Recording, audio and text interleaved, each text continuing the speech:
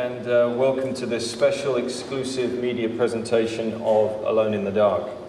It's my pleasure to be with you this evening and to share with you the amazing creative vision that Eden Games have delivered in this, the truly widescreen cinematic experience that is Alone in the Dark. The game will ship on June the 24th on 360, PC, Wii and PS2, with PS3 to follow later this fall. Alone in the Dark is a franchise steeped in game history. Back in 1992, it created a whole new genre, that of survival horror, and brought 3D to character action games for really the first time in a story-driven adventure. Eden Games have an unrivaled track record, firmly establishing themselves as one of Europe's premier creative talents, with hits such as the V-Rally series and recently the critically acclaimed pioneering online racing game Test Drive Unlimited, which has created an online game that over 1 million people have enjoyed on 360 alone. Now, at events like this in the past, convergence used to be a dirty word. Filmmakers and game designers were never really considered equals. But the latest generation of platforms have really leveled the playing field and created a common canvas for immersive storytelling. Today's generation of game designers grew up watching film, and you can definitely tell that today's filmmakers grew up playing games. You can see that today's stories, whether filmed or interactive, now share a very close set of creative techniques, and that audiences on the big screen or the game screen are being immersed in a similar language of storytelling. And that's what we mean by convergence today. I was watching Cloverfield on the plane on the way over here this afternoon, and you may know what I'm talking about, particularly in context of Alone in the Dark. They beat us to it. You'll see in a moment that Alone in the Dark is a truly cinematic experience, but at its heart, it's still a game. This isn't a game that will play itself for you. Far from it. In fact, Alone in the Dark demands a great deal from the player, with a sophisticated control and play system that challenges and rewards the player. You'll also see during the presentation a great feature in the DVD-style chapter select system that permits players to experience the entire story. We want everybody who plays this game to finish this game, something which is not always considered a value in game development these days. We want to see players enjoy the entire narrative play out to its stunning climax. In a moment, I'm going to introduce to the stage Noor Poloni, the senior producer of Alone in the Dark, but first, a video to set the scene and get you in the mood. Thank you.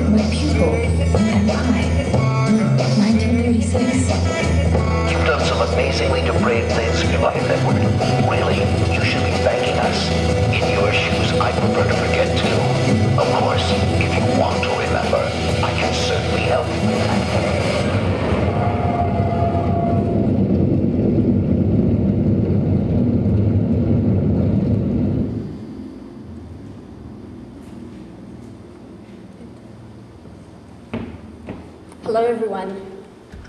My name is Noor Poloni. I'm happy to have you here today to today's presentation on Alone in the Dark and See the Latest. I'd like to present you Emile Morel, who will be demoing the game for us today. And Alone in the Dark is the story of one man who in one night must reveal, sorry, I'll start again. Is it good here? Yeah? Okay, thank you. So Alone in the Dark is the story of one man who in one night must fight to survive the unimaginable, to reveal the secret behind Central Park. But before we get into the details of the game, I'd like to give you just a quick word on what the Alone in the Dark brand is and the context of development of this specific opus. So Alone in the Dark was the first, Alone in the Dark is really one of the key brands in the video game industry. Created in 1992, the first Alone in the Dark brought innovation. Something different, something fresh, and it created really a whole new genre, the survival horror genre, and has been a source of inspiration for the genre today, like Resident Evil and Silent Hill. But with this opus, we really wanted to mark a new era and bring Alone in the Dark to a completely new direction, while staying true to that spirit of innovation of the first Alone in the Dark. With this game, we wanted it to be more modern, more adapted to today's gaming tastes, as well as break the cliches of what you know of video games today. The game stars Edward Carnby from the first Alone in the Dark, who finds himself plunged into today's world from the 1930s without aging a bit. Oh, sorry. Without aging a bit. He will wake up not knowing who he is and what he's doing here in one of the old Art Deco buildings on one of the side on the side of Central Park. So let's go there now and wake up into the story.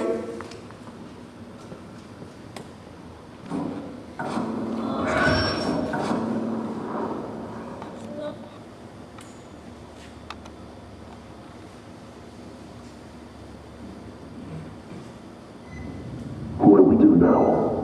We follow the plan, period. But it wasn't supposed to just relax. You know what we're dealing with here. Crazy shit is bound to happen in our line of work. Are you kidding me? Those cracks!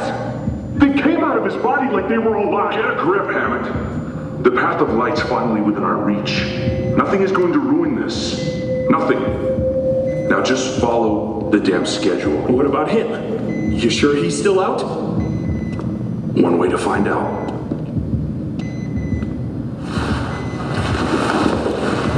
Look at me.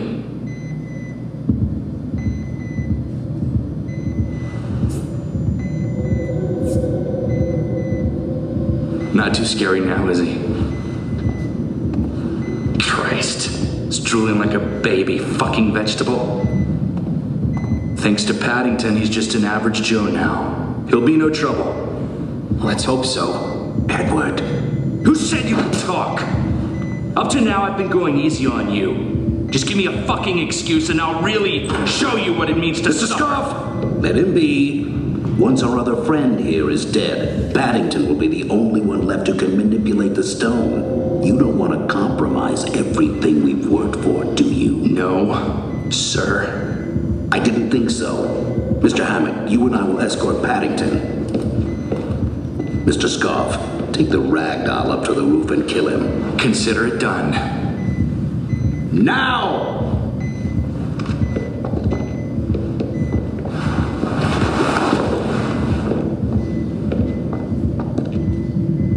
Do you want to die like a dog?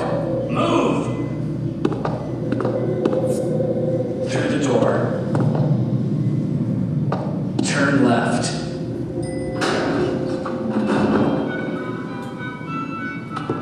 This elevator sucks. Will this heap ever be fixed? Move it. Why are you still here? Take him to the roof. Don't make us late. Don't worry about me. Move! But you Stop! Let me open it for you. Listen to me. Don't say shut the hell Move up. it! Get it moving, Scarf. We... Upstairs, then to the right. This way.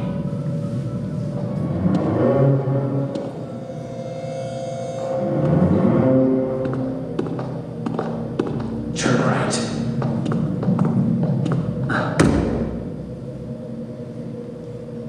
Keep moving.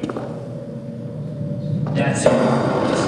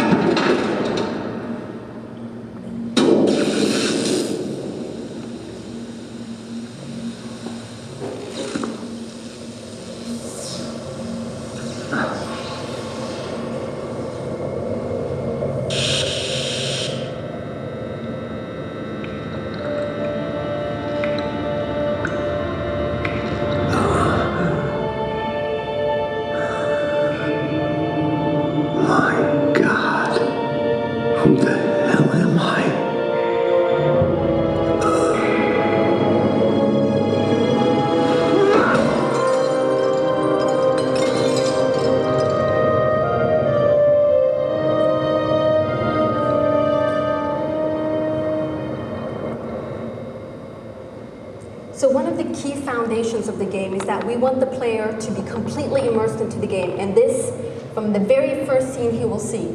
So to achieve this here, what we did is, for example, plunge the player directly into first-person view, and we gave him direct control of the character straight off from the first cinematic. And we also played with the visual effects through the real-time post-production effects, like, for example, would it be for the gameplay, like when he blinks his eyes, he can clear his vision, or to give this kind of sort of cinematographic feel for the rendering. So let's continue our adventure now to give you more of this cinematographic feel that we wanted for the game.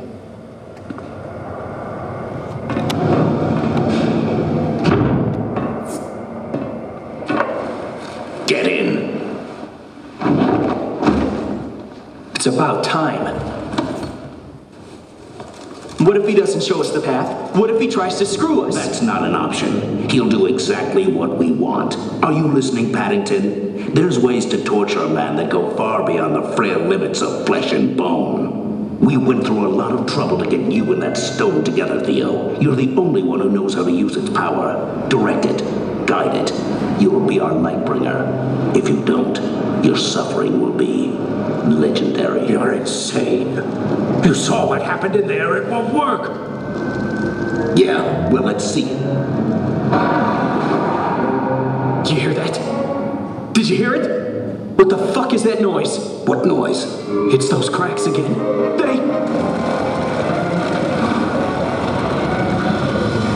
Shit, they're back! They're back! Damn it.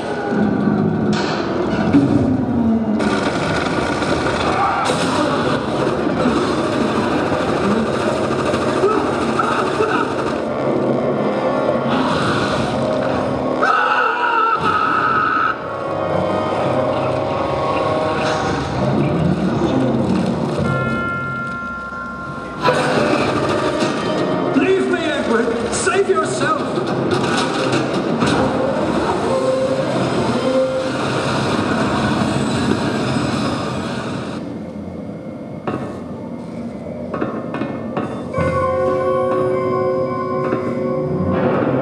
What the hell is going on?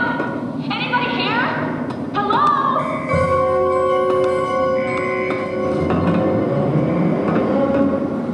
Help me! I'm stuck in the elevator! Anybody there?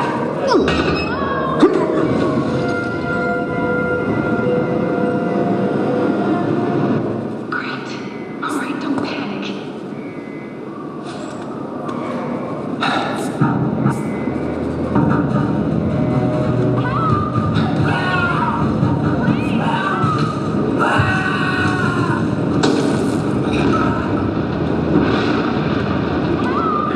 Get me out! Please!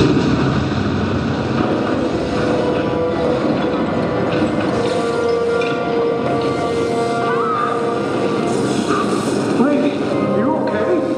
Lady? Yes, hello? I'm stuck. Can you help me? Sorry, lady, but there's no way I can get down there right now. You have to try on your own. By myself? What can I do? Try to open the maintenance hatch above your head. See if you can get out that way. Okay, I'll try. No way I can reach the damn hatch. Does that mean I'm screwed? That's the only way out of the elevator.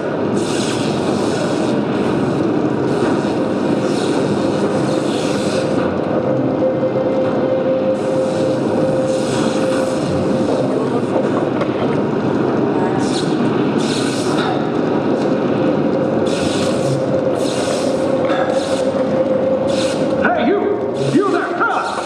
Best be real easy now. Just come down slowly. Take a few deep breaths.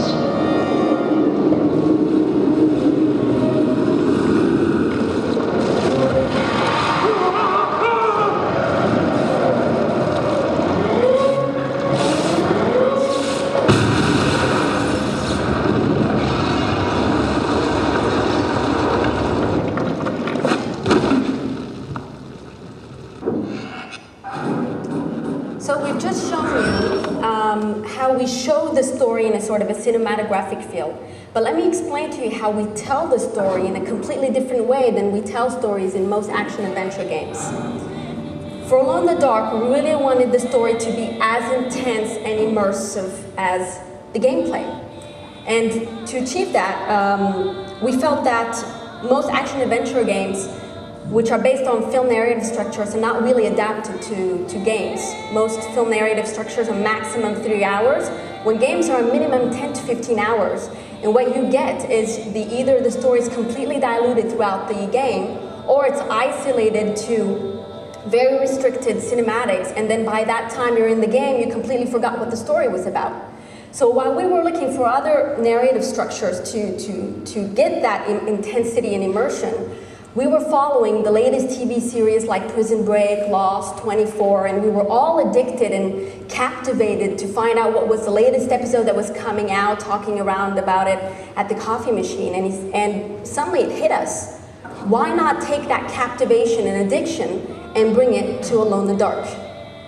So what we did is we analyzed the TV series narrative structure, and we've taken out mainly all the main ideas. Like, for example, we've taken the season format, which fits perfectly the length of a game, and from there we cut the game into several episodes, integrating into the episodes the character revelation, plot twists, and the cliffhanger. And actually that helped us really entwine the story and the gameplay together and pace the game, not just in one episode, but from one episode to another all throughout the game. And to complete the package, we've added the previously trailers, which when you come out, you leave the game and you come back into the game. You can't really remember what the story was. This will help you remind you all the key elements of the story that you need to be able to continue your adventure. And now we're going to talk about one of the key features of the game, which is fire.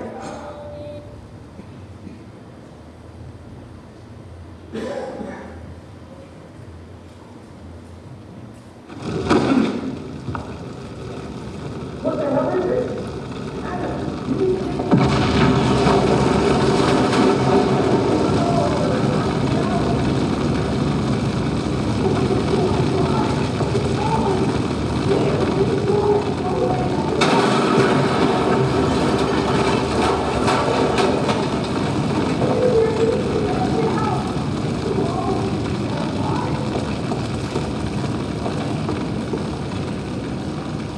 What are you talking about? Alive!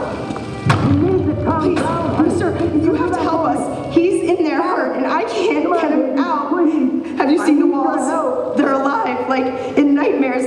They open up and swallow you. I swear I saw it. Anna, Hey, just stop. relax and we'll find a way out. And what are you running on about?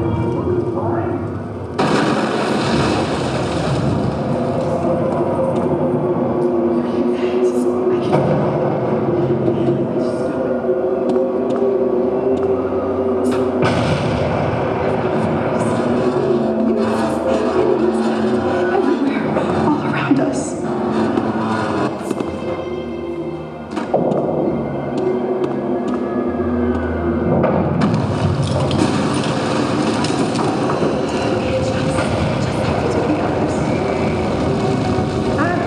Anna, what for?